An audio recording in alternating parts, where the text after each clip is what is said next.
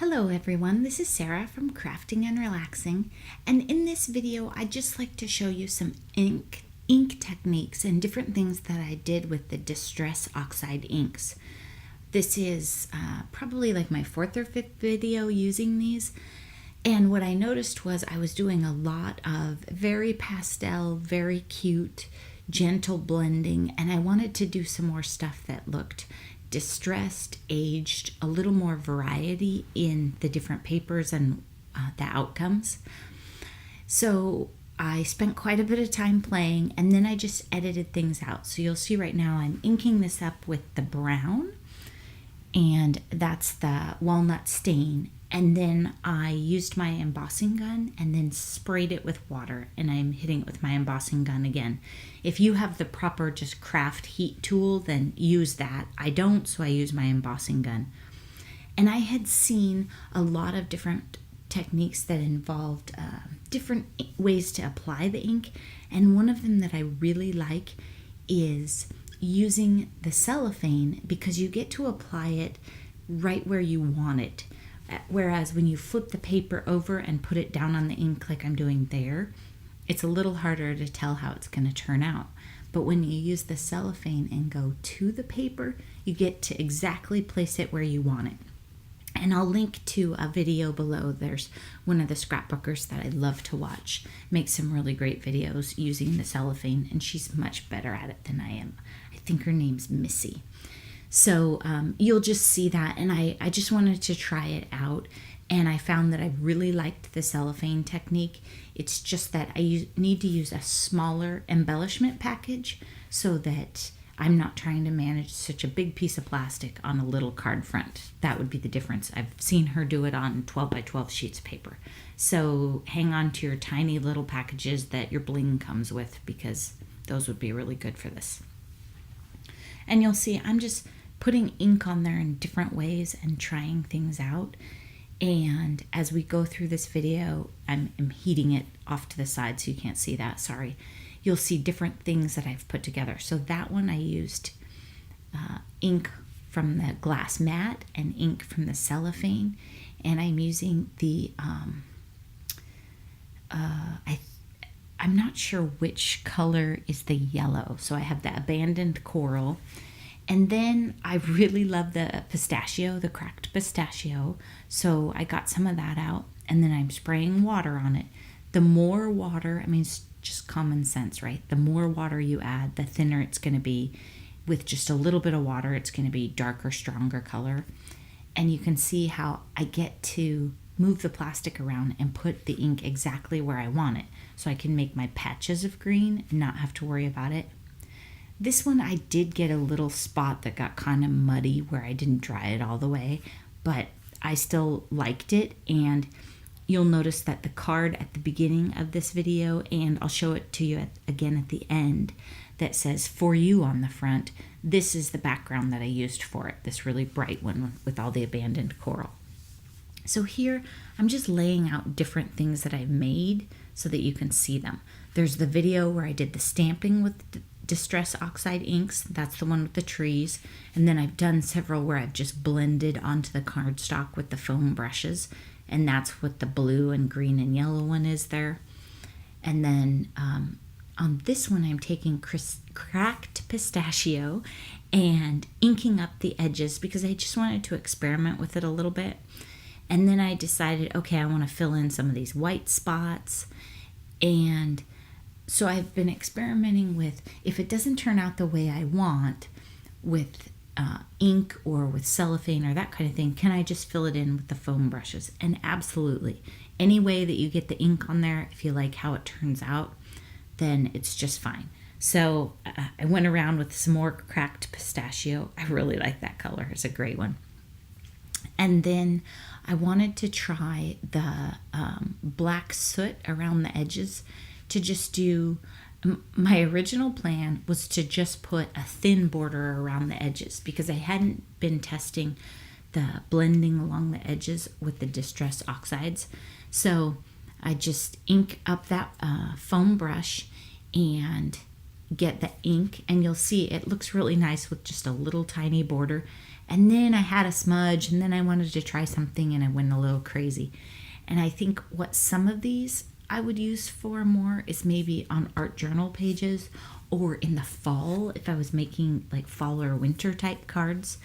I'm less likely to use them in the spring, but I still wanted to see different types of things that I could do with distress oxides, just completely different than I had done in other videos or other sittings before.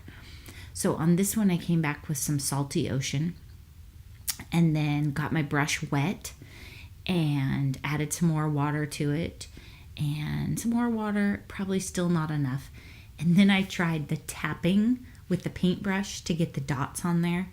And what I found on this was I did make dots. I made just as many on the glass mat as I made on that piece of paper. And I didn't think that it was a technique necessarily for me. I think I would do it with white ink or with black, where there was more contrast. But since I already had blue on the paper, it just wasn't really worth it. It wasn't giving me enough contrast for the amount of work that I was doing and the mess I was making. So it was interesting. I tried it and I learned from it. So then I decided to use the bag. And again, you'll note that I get to pick where it goes, and I can control how it looks a little more. The amount of texture, the size of the dots, that kind of thing, by how much water you add and how much you push down on it. So I think I very much like the cellophane trick. I don't know that I'm a paintbrush tapper. That's pretty messy for me. And again, if you have ink down on your glass mat, if you have a glass mat, or if you have one of those other like silicone mats, work surface, just don't let the ink get away. So that's all I'm doing here, is I'm just cleaning it up and setting it aside. And then I decide, well, I'm going to add some twisted citron to it. So that's the color we have here, and I'm putting it down on the mat. And then I'll add some water to it. And what I found was, be sure if you're going to put your paper down on that you move that ink around, because I had a couple where I ended up, it was kind of obvious that I used a square ink pad on them. So just be sure you take a brush or you add enough water. And that's another advantage to using the cellophane, is it doesn't pick up the shape of the stamp pad at all. So I didn't have to worry about that. But I mean, those are rookie mistakes. Like, you just experiment with a little bit and you'll figure it out. So there you go, the twisted citron, and then very faint salty ocean on there. And again, love it. It's just great.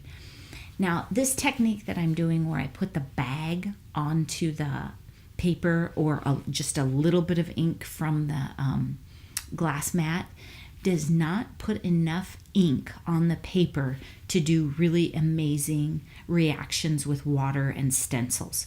So I had a video where I showed you before, and here I'm just picking up the extra and putting it on that other paper.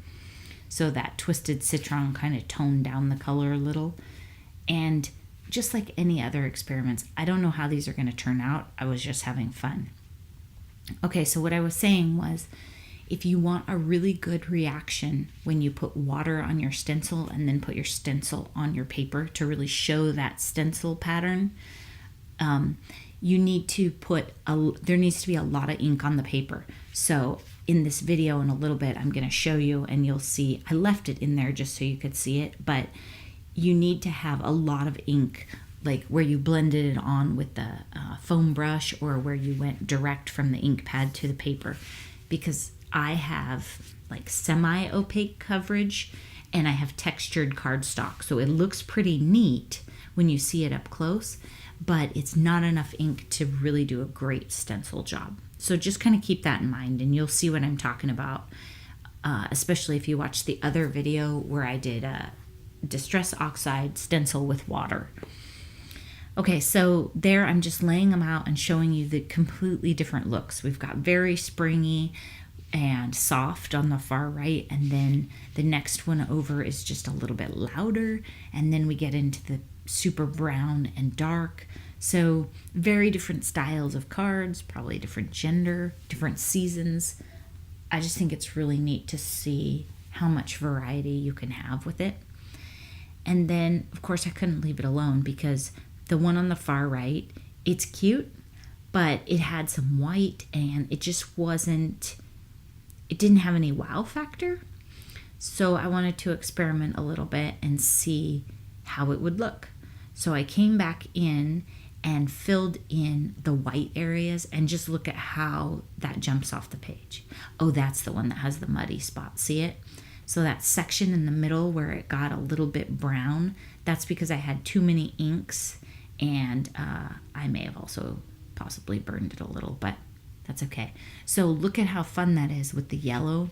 It just jumped, that color just jumped right off the page. So that's really fun. If you see one that I made and you think, oh, she ruined it, she shouldn't have done that, then at least you know when you would have liked to stop. And if you look at something and you think, oh, well, it got too yellow, then add some more green. Okay, so what I've edited out here is the part where I set up the stencil on the left because it was pointless because it didn't turn out well. But then I'm showing you, I tore that brown paper and I'm inking up the edge. I don't know if I've showed you that before, but when you have something that you want to look distressed and messy, when you tear the edge and it has that fresh white edge, I would probably leave that on like a springy birthday card or a real feminine type thing.